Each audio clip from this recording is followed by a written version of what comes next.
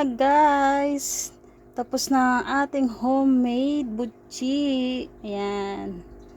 Tikman na natin. Diba? Ang dami ko rin palang nagawa.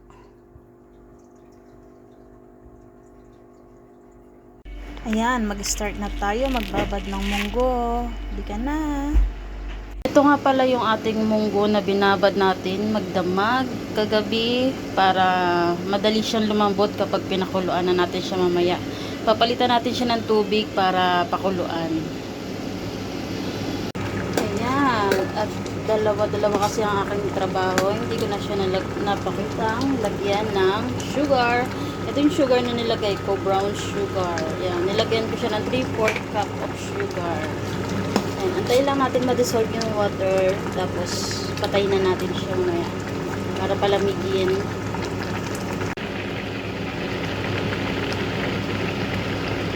Hello mga mima! At ngayon, ito ay gagawa naman tayo ng butchi na tinapay. Ito ang ating mga simpleng ingredients. Yan. Meron tayong glutinous rice flour and 1/2 cup of water, syempre ang sesame seed, and 1 tablespoon na oil, at itong ating food color na kulay orange, yellow, at syempre ang ating palaman, ang minatamis na munggo. Pisahan na natin.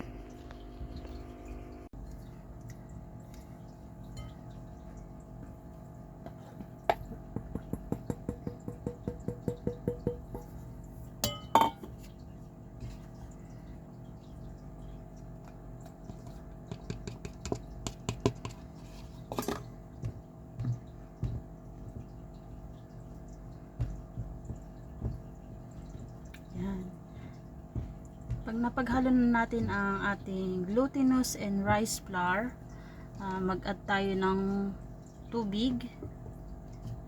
Unit-unitin lang natin yung tubig, unti-untiin lang natin para makuha natin yung tamang texture niya. Oops.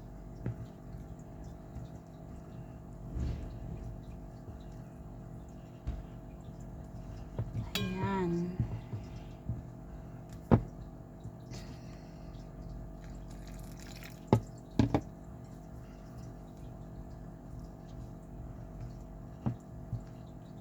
Ano natin, texture niya, mag-add naman tayo ng food color. Kayo na magtansya kung gano'n gusto nyo karaming food color. Kung gusto nyo ay makulay, wala kayo. Yan. Kayo na masusunod. Kasi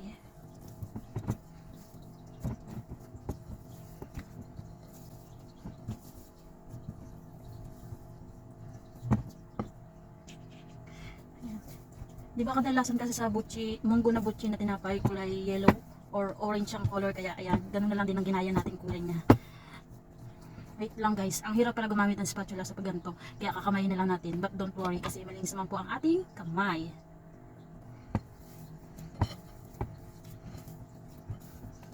At isa pa, yun nga lagi kong sinasabi, hindi po ito pambenta, kundi pangkain lang namin, kaya kahit kamayin ko siya. Ayan. Pag okay na ganito, i-add naman natin tong 1 tablespoon na oil. Hindi ko muna binuhos lahat, haluin ko muna para malagyan yung iba. Ayan.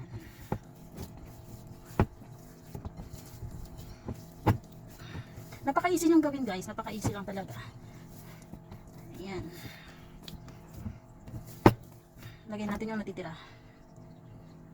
Okay.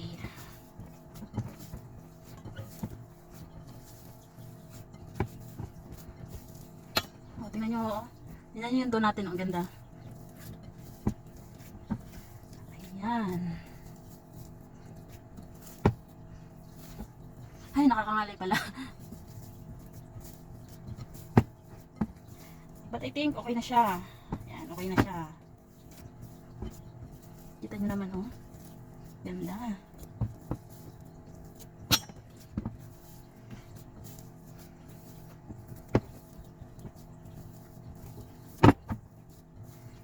Yan. Tapos, ito na ang ating palaman.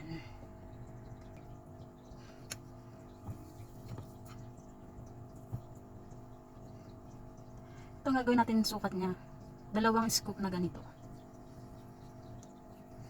Tapos, 1 scoop ng palaman natin ng munggo.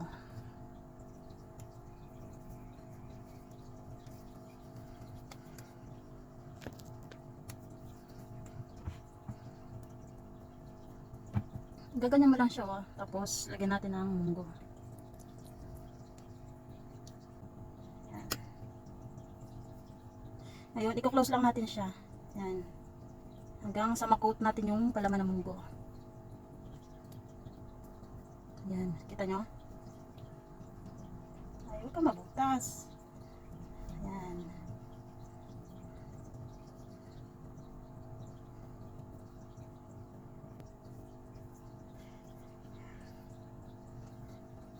Ayan. Ayan guys, kita nyo yan. Ngayon, ilalagay natin siya dito sa sesame seed. Oops. Ikot lang natin siya ng sesame seed.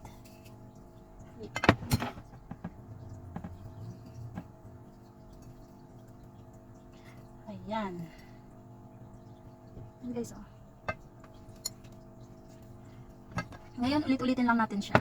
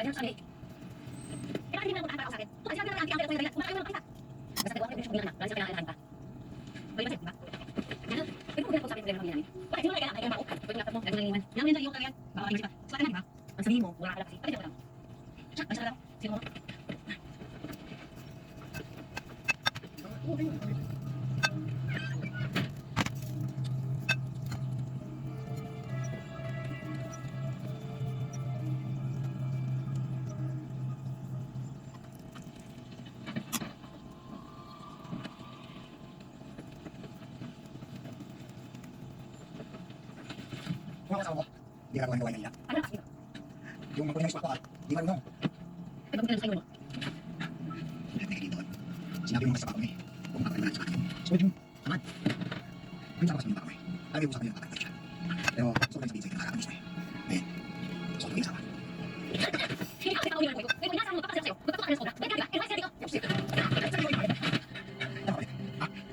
Sabi ko, hindi ka rin pakain.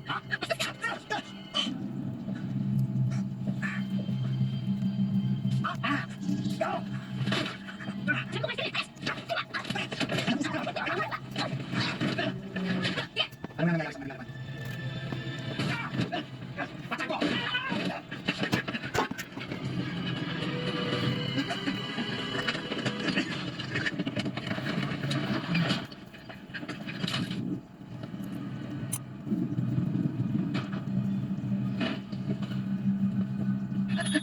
Ito na guys yung ating nagawa. Ayan. Nilagay na natin siya ng sesame seed. Dinip natin siya sa sesame seed. Yan ang ating nagawa sa 3 cups ng glutinous and rice flour. Ngayon, i-fried na natin siya. Let's go.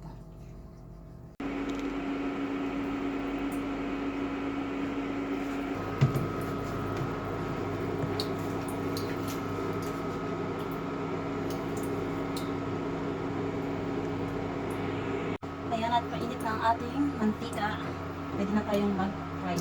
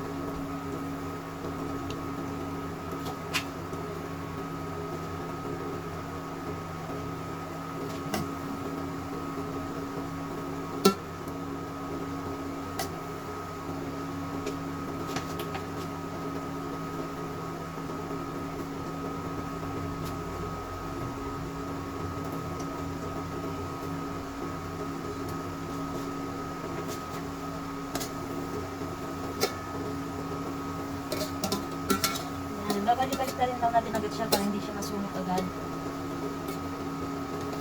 Yan.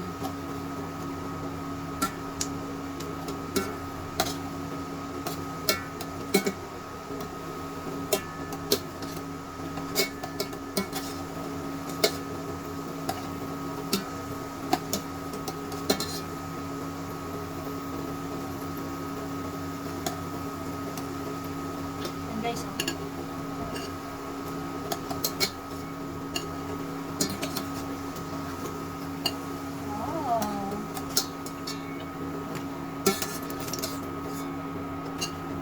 Ating buchi.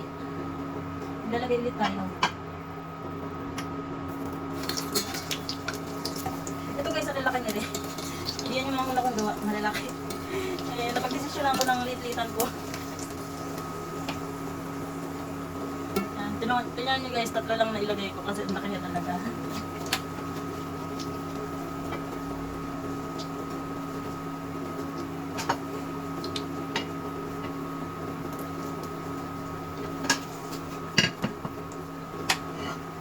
Guys, ito na ang ating homemade buchi.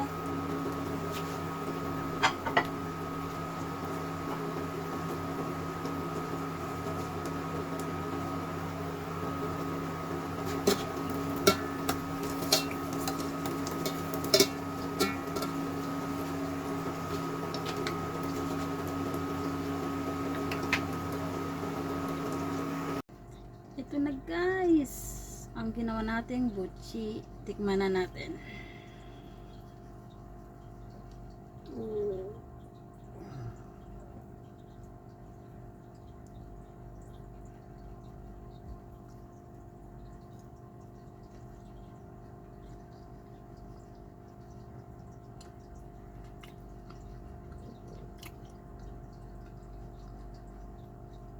Sarap siya, hindi siya masyadong matamis. Sarap.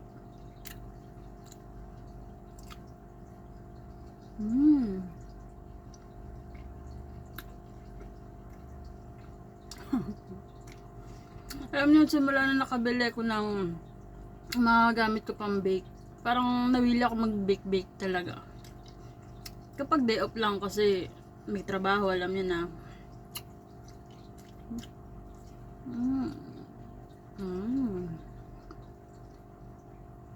Thank you guys. Thank you for watching.